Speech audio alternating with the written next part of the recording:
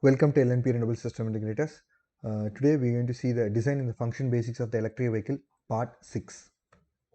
So today we are going to discuss how a FCBEV vehicle is designed and what are the different operating modes of fuel cell battery electric vehicle, okay, and how the electric isolation is done for the high voltage system and how the pilot line system is designed, okay.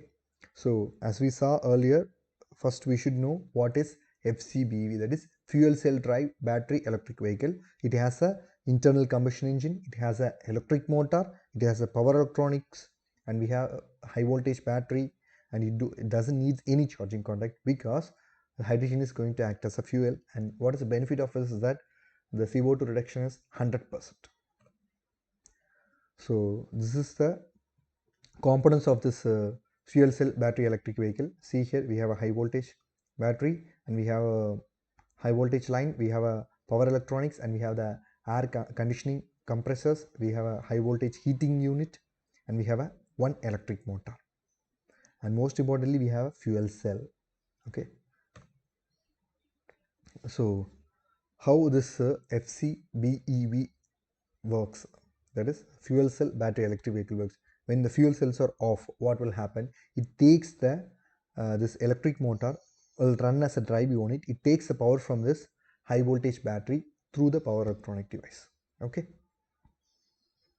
So during this operation it not at all going to consume any sort of oxygen, okay, hydrogen, because it's taking the power from this high voltage battery.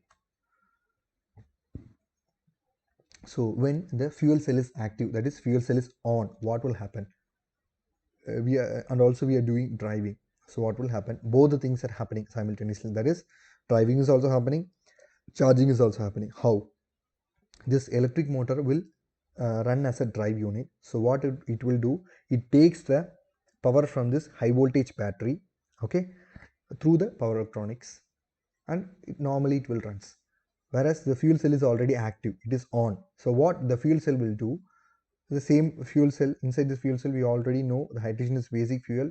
By having a contact with this external oxygen, what it will do, it will try to form the hydrogen, that is the hydrogen molecules get split into protons, okay.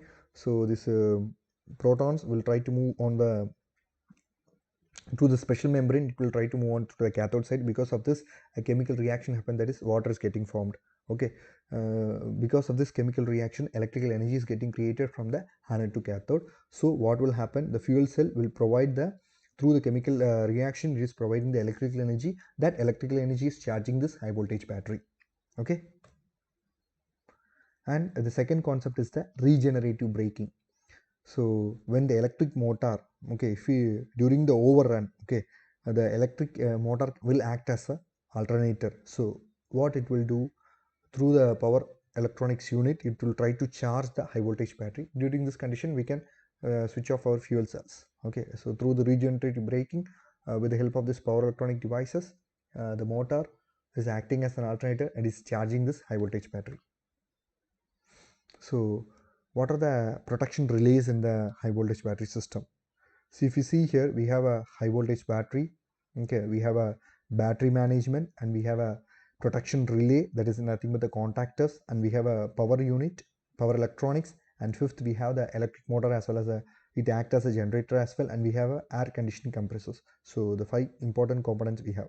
So the power electronic relay, that is the protective relays, okay, which will be switched only by the high voltage system, okay. If the contactors are de-energized, they open and the high voltage battery is disconnected from the high voltage system in the rest of the vehicle. The command to open can be triggered by different situation. Say for example, if you turn off the vehicle and remove the ignition key, this also opens the contact and activates the other safety systems. So this is how this protective relay is working in the high voltage contactors, okay. And next, what is the pilot line? So why the pilot line is designed? So the pilot line, the main purpose of this pilot line is very simple. The pilot line connects all the high voltage components, okay. The system checks whether the high voltage connections of the components are in line with the or correctly connected, okay. What are the high voltage lines which are getting connected with this pilot line? Very simple, the high voltage battery, battery manager, maintenance connector, pilot line connector, and connections for the high voltage components. How it works?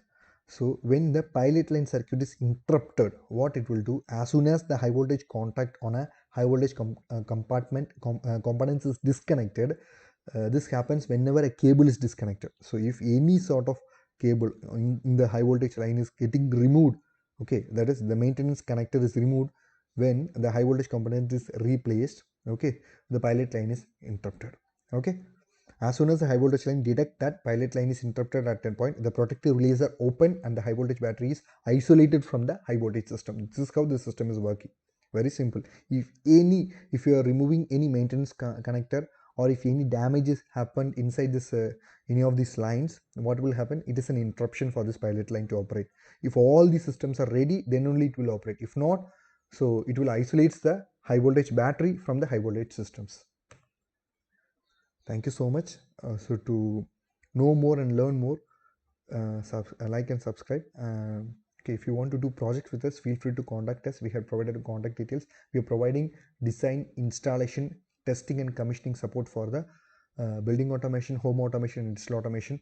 And most importantly, we are also providing design, installation, testing, and commissioning support for the solar power projects. We are also providing the consultancy support for both. Okay, thank you so much. In the forthcoming sessions, let's try to see the other parts. Thank you.